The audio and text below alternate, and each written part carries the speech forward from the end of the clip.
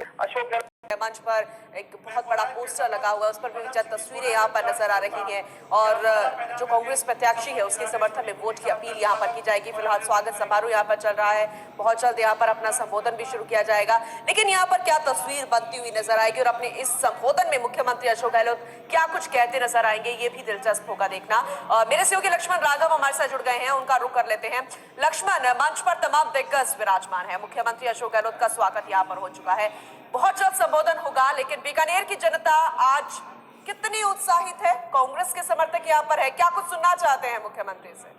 देखिए, निश्चित तौर पर पूनम महत्वपूर्ण है। कांग्रेस की टिकट घोषित होने के बाद अशोक गहलोत का ये पहला दौरा है। इस तरह से कह सकते हैं कांग्रेस के चुनाव प्रचार अभियान का आगाज करिएगा इसे। तमाम लोग यहाँ पर मौजूद आप देख पा रहे हैं। रामेश्वर रूडी हैं, बाबर सिंह भाटी हैं, बीडी कल्ला हैं, कांग्रेस के प्रत्याशी मदन गोपाल है। दरअसल ये सीट जो है कांग्रेस के लिए पिछले कुछ सालों से निश्चित तौर पर चुनौती बनी हुई है। लगातार अर्जुन मेघवाल यहाँ चुनाव जीत रहे हैं, लेकिन इस बार भाजपा के भीतर कहीं ना कहीं भीतराघात है और ऐसे में कोशिश ये की जा रही है कि अशोक गहलोत के जरिए इस सीट को जो है जीता जाए। एक बात और है, थोड़ा सा इनफाइट जो है कांग्रेस के अंदर भी है। गोविंद मेघवाल समेत कुछ लोग हैं जो साथ नहीं आ पा रहे थे, तो अशोक गहलोत को इस तरह से ये दौरा जो है डैमेज कंट्रोल के लिए है। कांग्रेस के भीतर भी उम्मीद है गहलोत को जादू की शक्ति देंगे जिससे कि कांग्रेस एक मंच पर नजर आए। तो ये कोशिश आज एक तरह से है। कोलहाय कपिल मुनि जो है मंदिर पहुंचे थे अशोक गहलोत, पूजा अर्चना की वहां पर और उसके बाद यहाँ पर आए हैं। तो कांग्रेस भी अब वो तमाम चीजें बिल्कुल, और बेहद दिलचस्प तस्वीरें भी अभी मंच से देखने को मिल रही है, क्योंकि जब उन्हें साफा पहनाकर स्वागत किया गया तो साफा शायद अच्छे से नहीं लगा, तो रामेश्वर रूडी जो यहाँ पर बैठे हुए हैं वो मुख्यमंत्री अशोक गहलोत का साफा ठीक करते हुए यहाँ पर नजर आए। तो ये कांग्रेस की शायद एक परंपरा में शामिल हो गया है कि जब भी कुछ ना कुछ इस तरीके की तस्वीर बनती है तो एकजुटता का संदेश यहाँ पर दिया जाता है, साथ होने का संदेश दिया जाता है। और क्या कुछ खास देखने को मिला अब तक?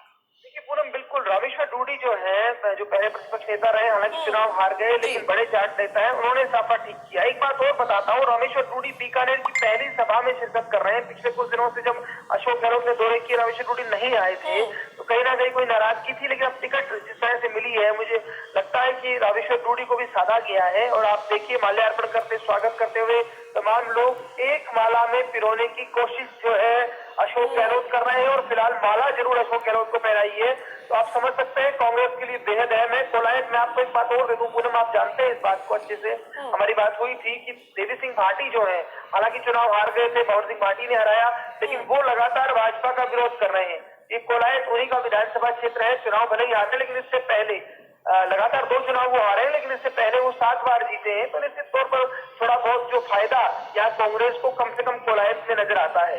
लेकिन अब अशोक गहलोत क्या बोलेंगे, मुझे लगता है कोलायत जो इलाका है दरअसल यहाँ बेहद पाकिस्तान से सटा हुआ है। न्याय जो योजना है राहुल गांधी की, उस पर जरूर वो बात करेंगे, क्योंकि गरीबी इस इलाके में भी है। इसके अलावा कुछ और मुद्दे हैं जिन पर बोलेंगे। रघु शर्मा को आप देख पा रहे हैं तस्वीरों में, जो प्रचार कमेटी के अध्यक्ष हैं, मंत्री हैं, कहीं ना कहीं नंबर 2 बने हुए हैं आजकल, और लगातार जो है वो भी साथ है।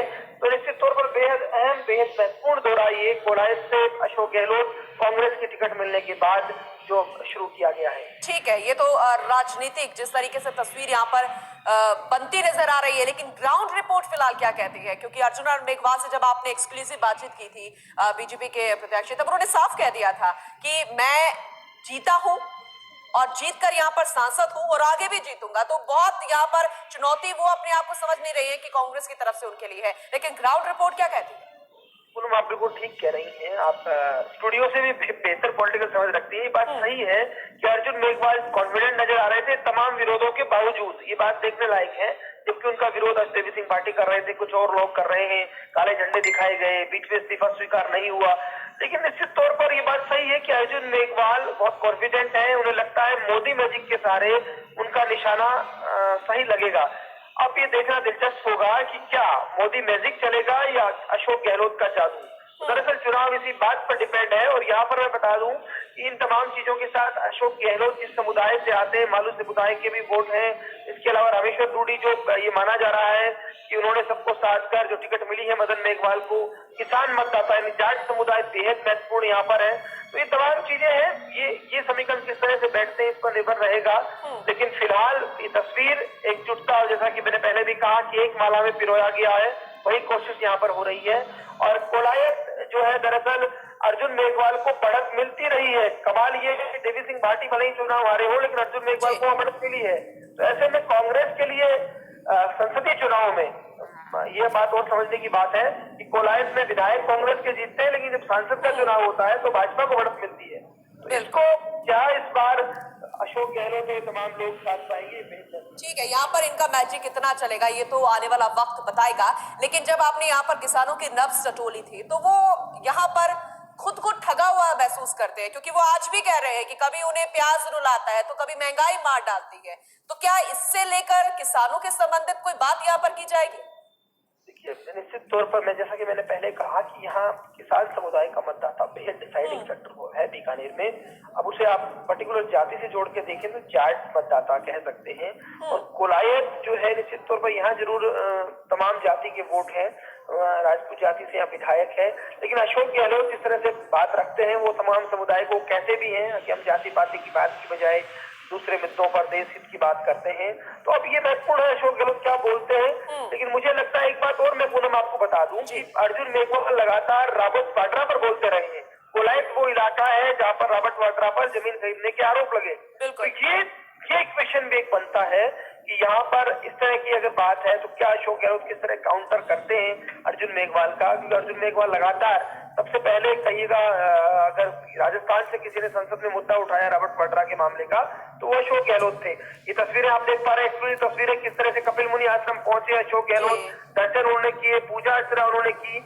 कपिल मुनि आश्रम जो है बेहद महत्वपूर्ण है यहाँ पर, ये माना जाता है पुस्तक के बाद एक ऐसा धाम है जहाँ पर लोग पहुंचते हैं, दर्शन करते हैं। तो ये शुरुआत कांग्रेस ने जो है इस तरह से अपने चुनाव प्रचार अभियान की, जब मुख्यमंत्री इस तरह पहुंचे हैं तो इस सॉफ्ट हिंदुत्व को लेकर अब कांग्रेस भी उस तरफ है, ये आप मान के चलिएगा। आप देख पा रहे हैं किस तरह चरना अमृत का सेवन करके विजय आशीर्वाद की तलाश यहाँ पर पूर्व प्रतिपक्ष नेता और अभी कांग्रेस के नेता लूडी आप तस्वीरों में देख पा रहे हैं, अशोक गहलोत को आप देख पा रहे हैं, रघु शर्मा यहाँ पर है, ये तमाम लोग कर रहे हैं कि विजयी भाव का आशीर्वाद उन्हें यहाँ से मिले, वही कोशिश है।